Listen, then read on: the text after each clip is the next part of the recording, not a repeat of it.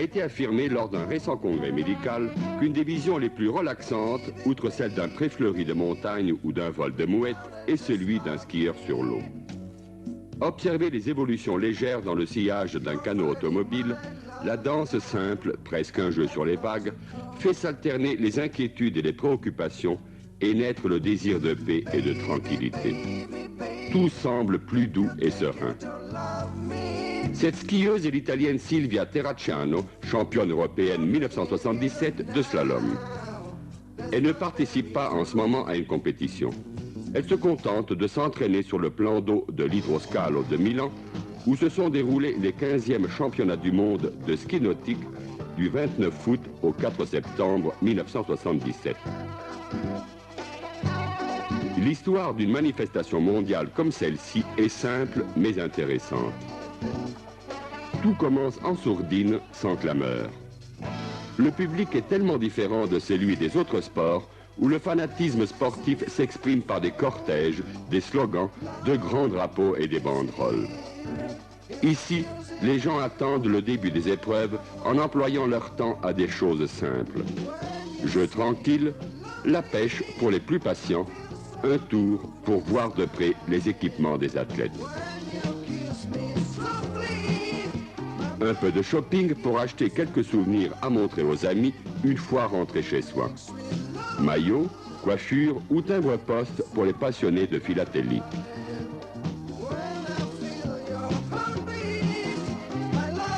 Il est ouvert pour toute éventualité une banque mobile avec des guichets qui permettent de procéder à quelques opérations financières.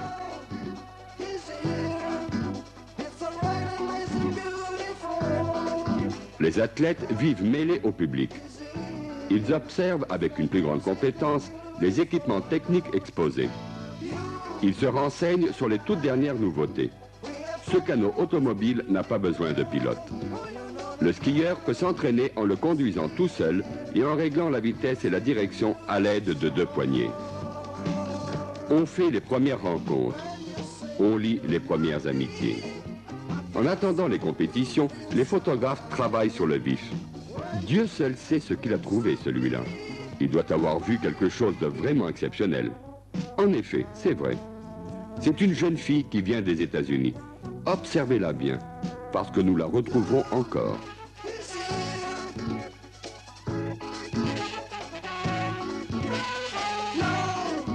Le premier jour officiel, quand tout le monde est arrivé, est celui de la présentation des équipes.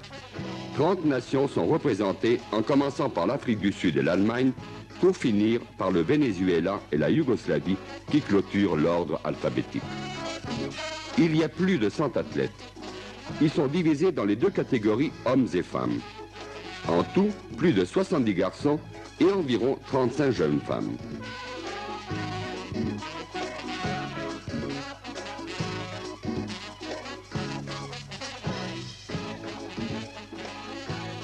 La jeune américaine de 17 ans, qui a tellement envie de sourire, est désormais le point de mire de tous les objectifs des photographes et des caméramans. Elle s'appelle Camille Duval. On l'a dit très habile. Nous le verrons. Après la présentation des équipes, il n'y a guère plus de temps pour le shopping et pour les bavardages. C'est le moment pour commencer les entraînements sur le plan d'eau à quelques heures à peine du début du championnat du monde. C'est une phase très délicate. Il faut contrôler le ski dans ses moindres détails. La dérive, les attaches. Tout doit être parfaitement au point. Il est inconcevable de risquer de perdre un titre pour une simple distraction. Dans une compétition, il peut y avoir des imprévus. Mais avant de partir, il faut que l'équipement soit parfaitement au point.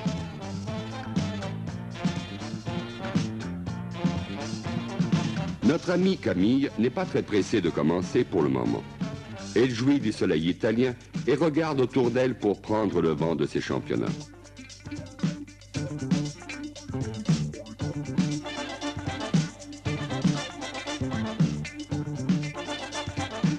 Le plan d'eau de l'Hydroscalo de Milan est en excellente condition. Seul un très léger souffle de vent rend la surface opaque. Quant au reste, les conditions de milieu sont les plus souhaitables pour un entraînement sérieux.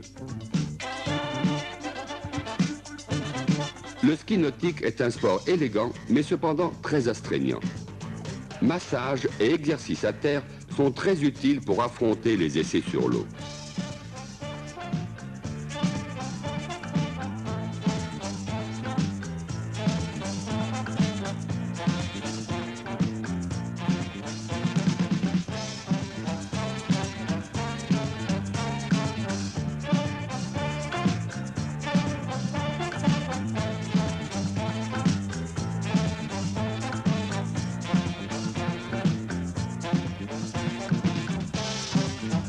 Après chaque entraînement, athlètes et techniciens se réunissent pour d'éventuels conseils et corrections. L'arrivée à quai, par contre, est un exercice à part, que chacun effectue à sa façon.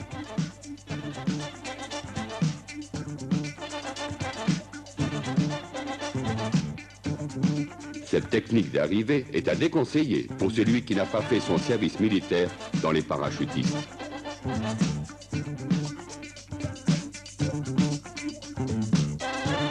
Pour les femmes, il ne manque pas une note de coquetterie dans le choix des accessoires prévus par le règlement. Il en est de même pour le casque.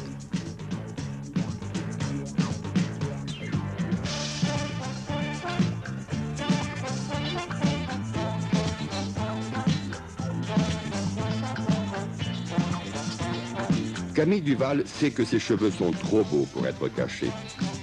Elle juge important d'effectuer quelques exercices à terre avant de descendre à l'eau. Nous sommes désormais à la veille des compétitions. On va sur l'eau pour l'épreuve générale.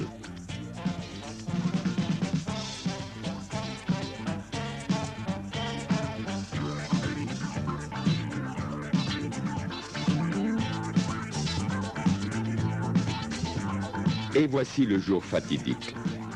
Nous commençons les épreuves officielles du championnat du monde. Désormais, il est interdit de commettre des erreurs. Celui qui se trompe ne peut plus y remédier. Il y a des médailles en jeu pour les 3 spécialités: le slalom, les figures et le saut. Le slalom est la discipline la plus courante et, sur certains aspects, la moins difficile.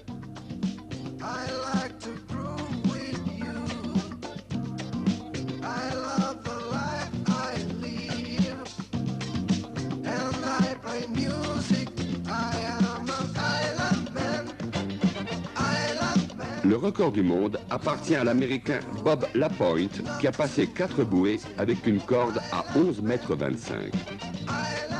À la fin de cette édition des championnats, Bob Lapointe s'est encore adjugé la médaille d'or, ayant battu l'Anglais Hazelwood, médaille d'argent, et le Belge Dettelder, bronze.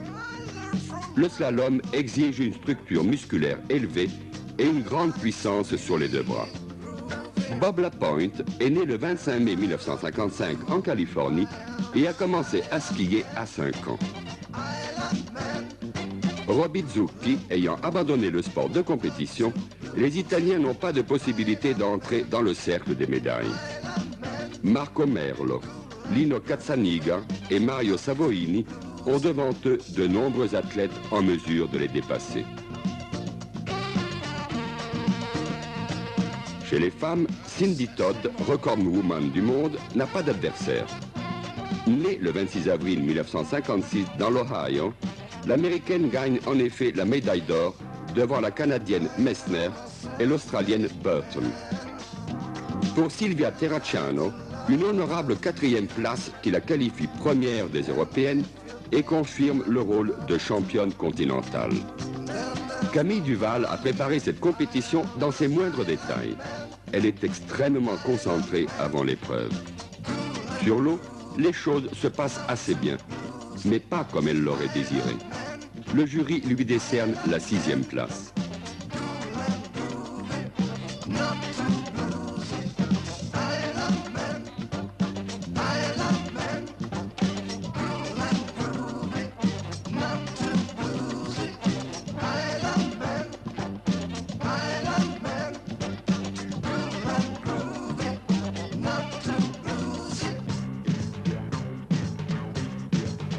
Après le slalom, les figures. Une des spécialités où il est fondamental d'être agile et d'avoir des réflexes rapides. Le recordman du monde, l'Américain Russ Stifler, possède un record de 6560 points. La compétition est difficile et enthousiasmante. Le vainqueur du championnat mondial 1977 est le favori, un jeune Vénézuélien de 18 ans, Carlos Luis Suárez. Il précède le Britannique Hazelwood et le Tchécoslovaque Steino. Suárez améliore également le record mondial avec 7080 points dans la finale. Un mur considéré infranchissable. Chez les femmes, tous les pronostics sont pour Maria Vittoria Carrasco, dont la plus forte rivale est sa sœur, Maria Esperanza. Le pronostic est confirmé.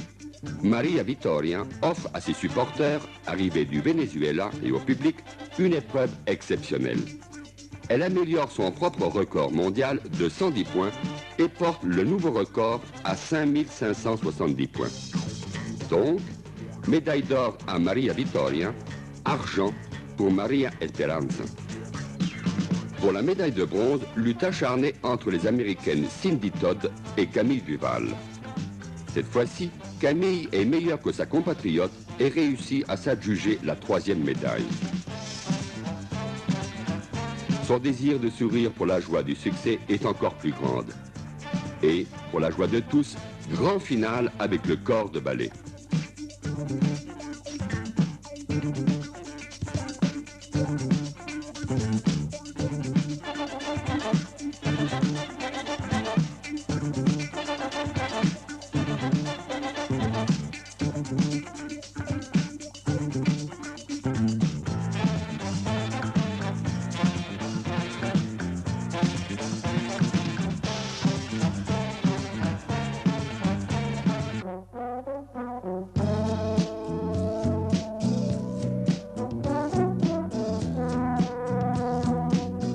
Le saut est l'épreuve la plus spectaculaire des championnats du monde. En vol au-delà de 50 mètres.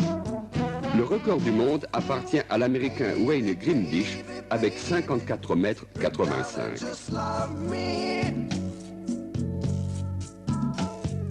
You're fighting my love now, and that's not too cool.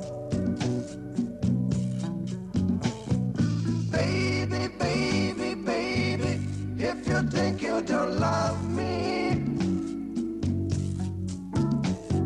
you're playing again now, that's not very true. Tout le public suit le nez en l'air les épreuves de ses descendants d'Icare.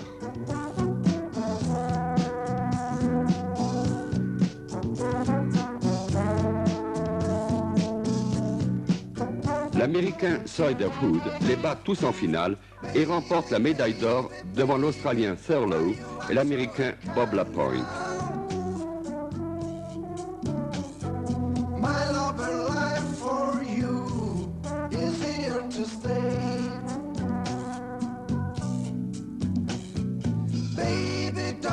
Chez les femmes, aucune surprise. L'Américaine Linda Giddens, recordwoman du monde, n'a aucune difficulté à dépasser ses deux compatriotes Cindy Todd et Camille Duval.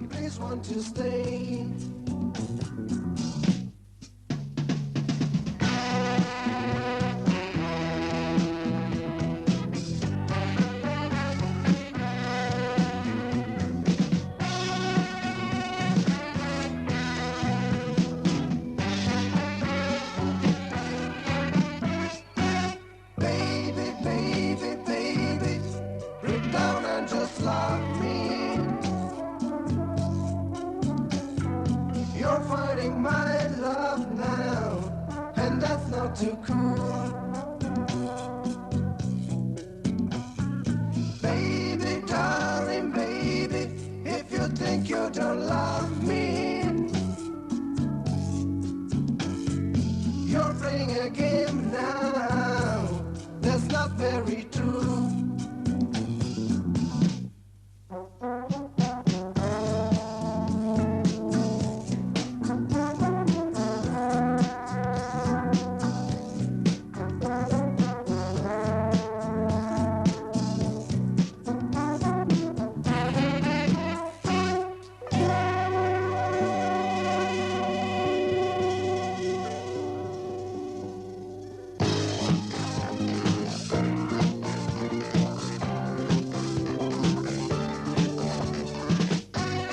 les drapeaux se hissent une dernière fois pour saluer la clôture de ces championnats du monde 1977 de ski nautique.